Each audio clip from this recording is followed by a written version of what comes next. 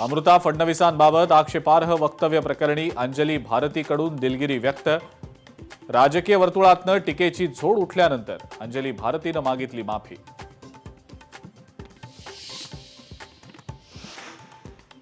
अजित पवारांनंतर आता सुनेत्रा पवारांना राज्याचं उपमुख्यमंत्रीपद देण्यात यावं, नरहरी झिरवळ यांची मागणी। दोन्ही राष्ट्रवादींना आता वेगळं राहून चालणार नाही, झिरवाळ यांचं मत।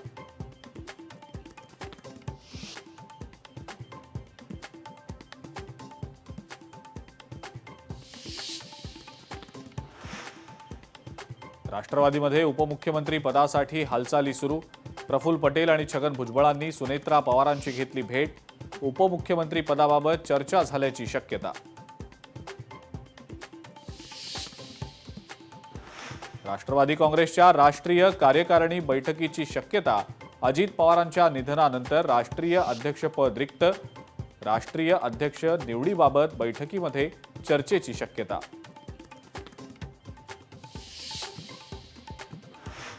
भाजपनं अजित पवारांवरचे आरोप मागे घ्यावेत, तीच खरी श्रद्धांजली ठरेल, संजय राऊत यांचं ट्विट करत आवाहन।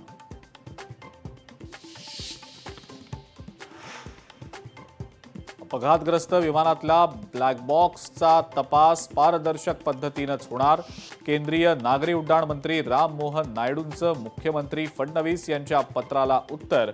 चौकशी अहवाल येताच त्या दृष्टीनं उपाययोजना करण्याचंही दिलं आश्वासन।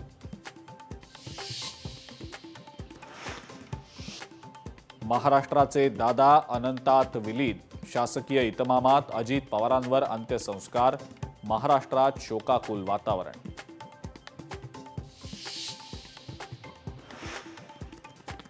कॅप्टन शांभवीचे शेवटचे शब्द, ओ शिट ओ शिट। विमान कोसळण्यापूर्वी काही सेकंदांपूर्वी शांभवी ओरडल्या। कॅप्टननं मेडे हा कॉल दिला की नाही याचीही चौकशी होणार। संसदेच्या अर्थसंकल्पीय अधिवेशनामध्ये अर्थमंत्री निर्मला सीतारामन यांनी आर्थिक पाहणी अहवाल केला सादर। येत्या काळात सर्वसामान्यांना महागाईपासून मोठा दिलासा मिळण्याची शक्यता।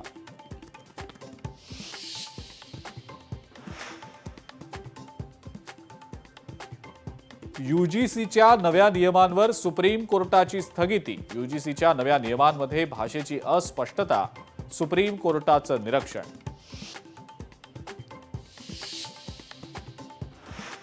दिल्लीतल्या कर्तव्यपथवर महाराष्ट्राचा डंका। महाराष्ट्राच्या चित्ररथानं पटकावला प्रथम क्रमांक। प्रजासत्ताक दिनी गणेशोत्सवाचा महाराष्ट्राचा चित्ररथ ठरला सर्वोत्कृष्ट।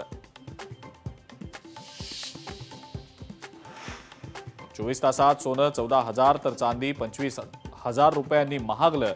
1 तोळा सोनं जीएसटीसह 1,82,000 तर 1 किलो चांदीचा दर जीएसटीसह 4 लाखांच्या पार।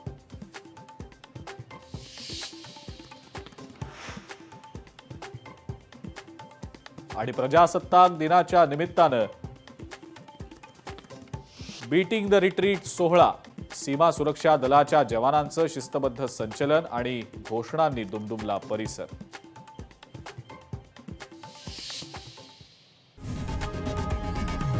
लोकशाही मराठी ऐका, पहा, जागरूक रहा।